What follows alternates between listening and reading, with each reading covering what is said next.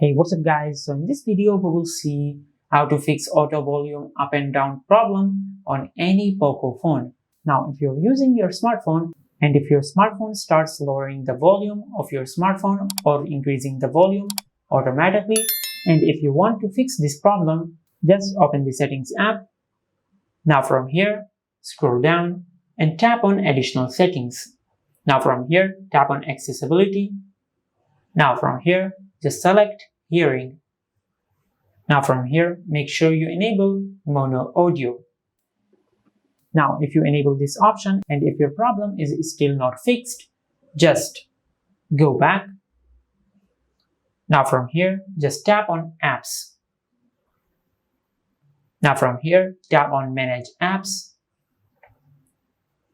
Now from here, just search Poco launcher. Now from here, tap on clear all data and tap on clear all data. Now from here, just tap on OK. Now once you do that, and if your problem is still not fixed, then you might have a hardware problem with your volume button. Just take your smartphone to any repair center and they will fix the volume button for you. And this is how you can fix the auto volume up and down problem on any Poco phone. If you found this video helpful, please like the video and subscribe to the channel and hit the bell icon to get notified when we upload a new video.